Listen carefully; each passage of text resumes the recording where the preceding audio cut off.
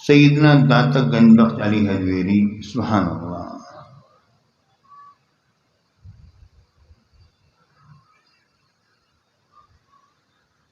آپ کا نام داتا پڑ گیا، اور جب بھی مسلمان سنتے ہیں کہ داتا تو سمجھ لیتے ہیں کہ یہ لاہور والے داتا کی بات ہو رہی ہے، سمجھ جاتے ہیں یہ لاہور والے داتا کی بات ہے، کسی اور داتا کی بات نہیں۔ پیارے بھائیوں، اس پر لوگوں نے یہ کہا کہ وہ تو اللہ دینے والا ہے، اللہ داتا ہے، کوئی اور دینے والا نہیں ہے۔ تو میرا سوال صرف اتنا ہے کہ کوئی شخص اگر یہ کہتا ہے کہ اللہ دینے والا ہے، کوئی اور دینے والا نہیں، تو ہر چیز کی بات کرتے ہو یا روٹی پانی اور کپڑے اور مکان کی بات کرتے ہو؟ روٹی کپڑے پانی اور مکان کی بات کرتے ہو تو یہ تو لوگ آج کل دیتے ہیں، اور لوگ حکومتوں کے سامنے احتجاج کرتے ہیں کہ ہمیں یہ چیز ملنی چاہیے۔ تو مطلب یہ ہے کہ آپ صرف اور صرف داتے کا مطلب یہ نہیں لے رہے ہو کہ جناب علی یہ روٹی کپڑا پانی اور مکان کی بات ہو رہی ہے، بلکہ چہر دیواری کی بات نہیں ہو رہی، یہ کچھ اور بات بھی اس کے اندر مضمر ہے۔ تو کوئی ایسی مانوی چیزیں ہوتی ہیں جو عطا کی جاتی ہیں، ٹھیک ہے جی۔ جب مانوی چیزیں عطا کی جاتی ہیں تو مجھے یہ تو بتلا دو کہ تم نے یہ کہہ کر کہ داتا سے مانگو داتا دے گا، تم نے ہمیں ہدایت دی یا نہیں دی اپنے طور پر؟ یہ کہنا دیکھو اللہ سے مانگو اللہ داتا ہے، کوئی اور داتا نہیں، تو تم نے تو ہمیں ہدایت پہنچائی نا اپنے طور پر۔ جب ہدایت پہنچائی ہے تو ہدایت دینے والا کون؟ اللہ۔ تو تم ہٹ جاؤ، ہم جانے ہمارا رب جانے۔ ہر چیز میں جب تم ڈائریکٹ ہو تو تھوڑا سا ہمیں بھی ذرا ڈائریکٹ ہونے دو نا۔ تو پیارے ساتھیوں، بات میں آ رہی ہے نہیں آ رہی؟ ہر چیز جو ہے جو اللہ دینے والا ہے، تو ایک بات ذہن میں رکھ لو، یہ خواہ مخواہ کی باتیں اور کچھ بھی نہیں ہے۔ اب تو ہر شخص یہ باتیں ساری باتیں سمجھ گیا ہے۔ اصل میں اس زمانے میں دھوکہ دینے والے لوگ بھی بڑے آ گئے۔ دھوکہ کس طور پر دیتے ہیں کہ جس طریقے سے ہمارے اسلاف حضور علیہ السلام کی ہمیشہ سے تعریف کرتے چلے آئے، اب کچھ اور لوگوں نے بھی اسی انداز میں تعریف کرنا شروع کر دی کہ ہمارے سنے ٹوٹ ٹوٹ کے ادھر جانے لگ جائیں، اور پھر آگے جائیں گے تو آگے کا معاملہ تو پھر وہی کا وہی ہوگا۔ پیارے بھائیوں، اصل چیز ہوتی ہے دل کی محبت کی۔ جو دل سے محبت ہمارے اسلاف نے حضور سے کی ہے وہ کسی نے بھی نہیں کی ہے۔ جو غزالی زمان نے جو محبت کی، جو ہمارے اعلیٰ حضرت نے محبت کی، حضرت پیر مہر علی شاہ نے محبت کی، اور ہمارے اسلاف تمام لیتے چلے جائیے، یہ انہی کی بکھیری ہوئی خوشبوئیں ہیں جو کہ ہم لوگ سونگھتے ہیں اور ہمارے دل و دماغ معطر اور منور ہوتے ہیں۔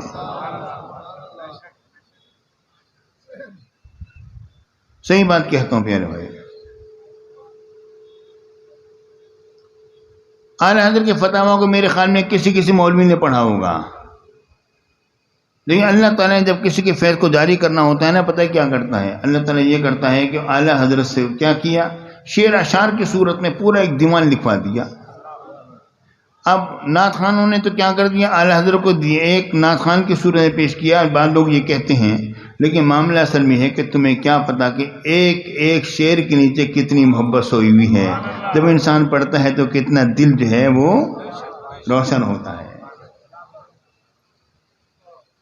ہر ایک عالم دین کا اپنا اپنا انداز ہے، اپنی اپنی خوبی ہے، ہر ایک کا اپنی اپنی شان ہے۔ پیارے ساتھیوں، سیدنا داتا گنج بخش علی حجویری رضی اللہ تعالیٰ عنہ آپ 381 میں پیدا ہوئے ہجری میں یا 401 میں، اس کے درمیان کے اقوال ملتے ہیں، اس کے علاوہ نہیں، جہاں تک میری ریسرچ ہے۔ 401 ہجری میں بھی آپ کی پیدائش لکھی گئی ہے، 400 میں بھی لکھی گئی ہے۔ آپ کی شان بہت بلند و بالا، اولیاء اللہ میں آپ کا ایک امتیازی مقام ہے۔ اور سیدنا داتا گنج بخش علی حجویری رضی اللہ تعالیٰ عنہ نے کشف المحجوب سے پہلے بھی کچھ کتابیں لکھی جو لوگ چرا کے لے گئے، اور آپ نے اس کا ذکر بھی کیا کشف المحجوب کی دیباچے کے اندر۔ بعضوں ایک پر سختی کی اور ایک پر قدر نرمی کی۔ اب وہ نرمی کی وجہ خود ہی بہتر جانتے ہیں اور سختی کی وجہ خود ہی بہتر جانتے ہیں کہ معاملہ کیا ہے۔ بہرحال یہ بات ذہن میں رکھیے کہ داتا گنج بخش علی حجویری رحمۃ اللہ تعالی علیہ کی شان ایسی ہے کہ آپ کی گرفت بڑی سخت ہے، یہ ذہن میں رکھو، آپ کی گرفت بڑی سخت ہے اور آپ کا فیضان اسی قدر عام ہے۔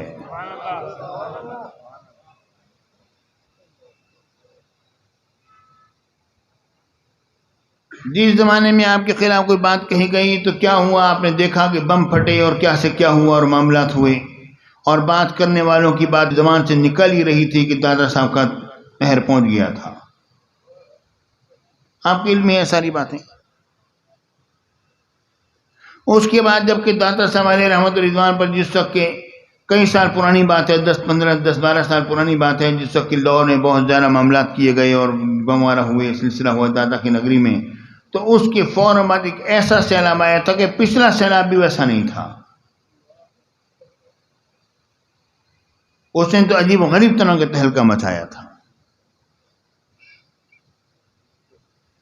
پیارے ساتھیوں، ہم کیوں اولیاء اللہ کے خلاف کیوں جاتے ہیں؟ جانے کی وجہ کیا ہے؟ اسے ان کی خوبیاں دیکھ کر۔ ہاں، یہ بات ہے میرے کو، جس کے اندر جتنی خوبی ہوتی ہے نا اتنے حاسدین اس کے بڑھ جاتے ہیں۔ تو داتا کی خوبیاں اس قدر ہیں کہ جو نہ ماننے والے ہیں ان کا حسد اسی قدر بڑھتا ہے۔ داتا گنج علی حجویری رضی اللہ تعالیٰ عنہ میرے آقا سرکار مدینہ سرور سینہ صلی اللہ علیہ وسلم کا پاک و ہند میں ایک عظیم و شان فیضان کا منبع اور ذریعہ ہے۔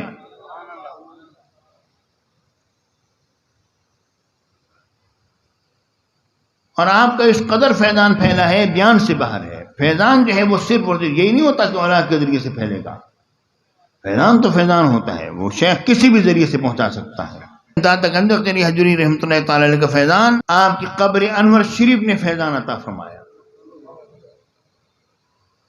خواجہ خواجگان خواجہ معین الدین چشتی حجویری رحمۃ اللہ تعالی علیہ پہلی وہ ہستی ہیں جو کہ مشہور زمانہ ہوئے اس طور پر کہ داتا صاحب کا فیضان انہوں نے تقسیم کیا اور انہوں نے بابا میں دہل کہا، گنج بخش فیض عالم مظہر نور خدا، ناقصارا پیر کامل کامل آرا رہنما۔ جب میرے شیخ میرے مرشد غزالی زمان رحمۃ اللہ تعالی کے سامنے جب بات آئی تو ادھر یہ کچھ لوگوں کا کہنا یہ ہے کہ داتا صاحب کی قبر یہاں پر نہیں ہے بلکہ قلعہ کے اندر کہیں دیوار کے پاس کہیں پر قبر بنی ہوئی ہے۔ تو میرے شیخ نے ایک ہی جواب دیا، فرمایا کہ تم یہ دیکھ لو وہاں پر قبر ہے، جو نگاہ خواجہ غریب نواز کی تھی وہ نگاہ کسی کی نہیں ہے۔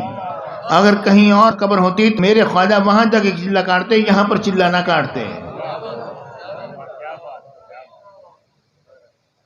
ہمارے لیے تو خواجہ کا چلہ کاٹنا دلیل ہے اس بات کی کہ میرے داتا یہیں پر جلوہ گر ہیں۔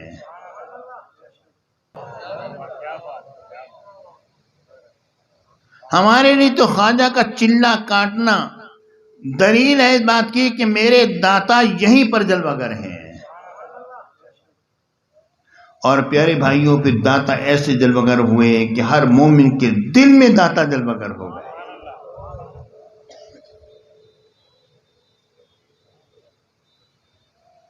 حضرت داتا گنج علی حجویری رحمۃ اللہ تعالی علیہ آپ کی کشف المحجوب کتاب جو ہے، آپ نے فرمایا کسی کو کوئی اگر مرشد نہ ملے تو میری کتاب کا بغور مطالعہ کرے اور اس کے اندر کھو جائے، حضور کی محبت کے ساتھ کھو جائے، یقیناً اس کی رہنمائی ہو جائے گی۔ ایک صاحب گئے،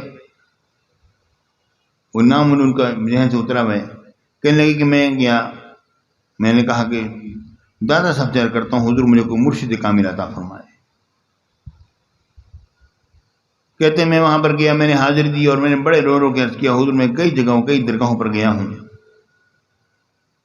لیکن میرا دل کہیں ٹکتا نہیں ہے، مجھے ایک مرشد کامل عطا فرمائے، مجھے مرشد کی ضرورت ہے۔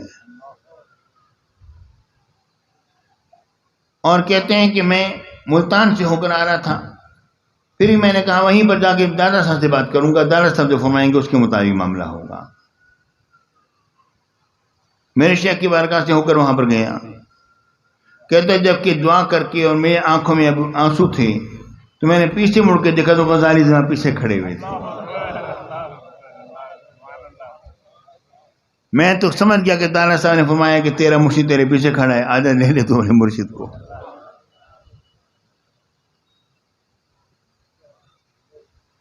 پیارے بھائیوں،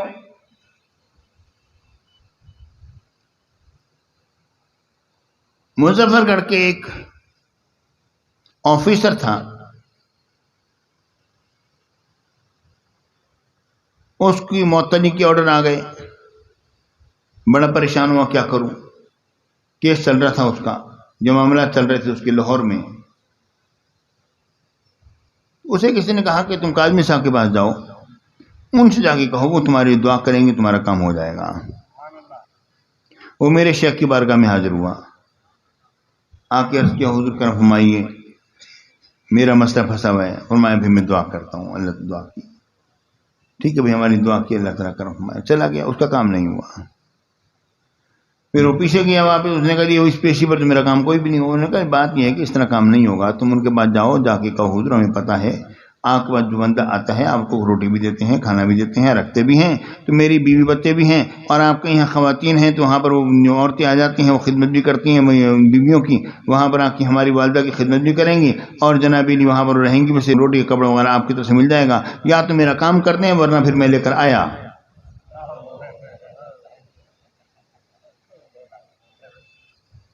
جب میرے شیخ کے بارگاہ میں آ کے اس نے عرض کیا حضور یہ معاملہ یہ ہے، ورنہ میں تو لے کر آتا ہوں، میں بھوکا مر رہا ہوں، یہاں روٹی تو ملتی ہے۔ جب یہ بات ہوئی تو میرے شیخ نے فرمایا ہاں جی آپ کا کام کہاں پر ہے؟ ان کا لاہور میں ہے۔ کہنے آپ اس طرح کریں کہ آپ لاہور میں آپ نے کب جانا ہے؟ اور میں نے فلاں دن جانا ہے، میں اتوار کے دن جاؤں گا، تو پیر کے دن، ان دن اتوار کے دن چھٹی ہوتی تھی نا وہاں پر ساری، تو اتوار کے دن جاؤں گا، تو یہ پیر کے دن پھر میری پیشی ہوگی، میں نے جانا ہوگا۔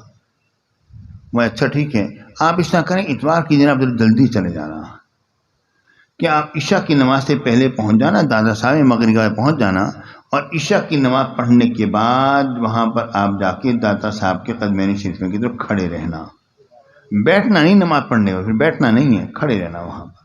اور جب یہ لوگ جائیں گے نا سارے، تو دادا صاحب آئیں گے اور آپ کا کام کر دیں گے۔ اس نے کہا یہ تو آسان سا نسخہ ہے، ایک رات کی بات ہے، ہو جائے گی۔ وہاں پر ہو گیا، جناب یہ کھڑا ہو گیا، نماز عشاء پڑھنے کے بعد دادا صاحب قدمین شریفین کی تو کھڑا ہے، ہاتھ باندھے کھڑا ہے، رات گزر رہی ہے۔ اب لوگ جانے والے جا رہے ہیں، وہ کہتے ہیں اوہو یہ تو اب تہجد والے آنا شروع ہو گئے، اب کیا ہوگا؟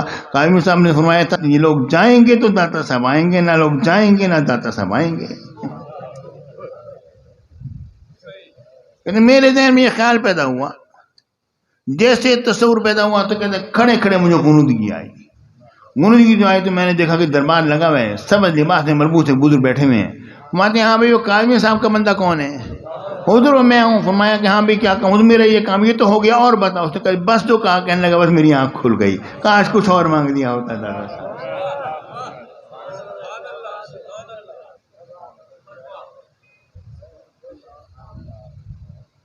پیارے بھائیوں، بات یہ ہے کہ یہ دینے والے اسی طرح دیتے ہیں، کوئی نہیں مانتا، اب یہ باتیں ذہن سے نکال دو، کوئی نہیں مانتا نہ مانے، ذہن سے نکالو یہ باتیں۔ جب تک ان باتوں کو ذہن سے نکالو گے نہیں نا، تم دنیا کے چکر میں پڑے رہو گے۔ دوسرے لوگ جو چاہیں کہتے رہے ہمارے بزرگوں کے بارے میں، ہم چپ کر دیں اور ہم ان کو مان بھی نہ سکیں لوگوں کے سامنے، کیسے بات ممکن ہے؟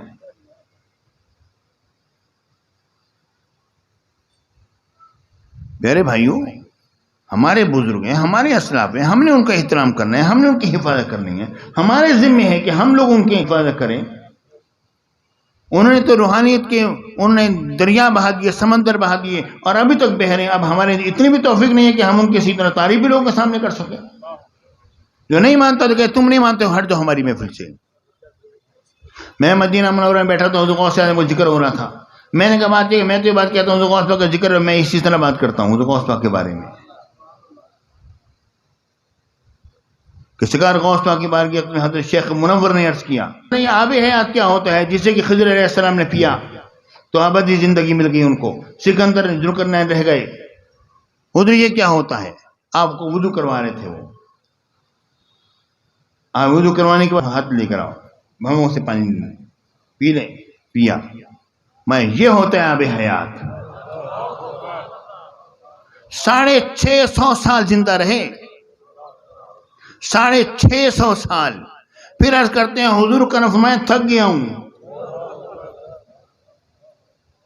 پیارے بھائیوں، جن کے تلووں کا دھون ہے آب حیات، میرے امام نے لکھا، اعلیٰ حضرت نے لکھا. پیارے بھائیوں، اب مجھے کہنے دیجئے کہ وہی تلوے سرکار غوث اعظم کی آنکھوں مبارک کے اوپر ہے جن کی بہوں کا دھون ہے آب حیات.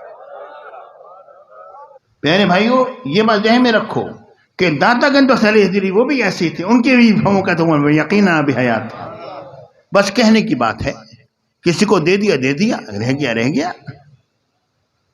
میں نے کہا ہمارا عقیدہ تو ہے جو ہماری بات نہیں مانتا ہماری محفل سے اٹھ جائے.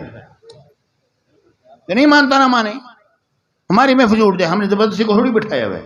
ہم دوسری کو بٹھائیں گے جو کہ داتا کا بھی غلام ہوگا اور غوث اعظم کا بھی غلام ہوگا.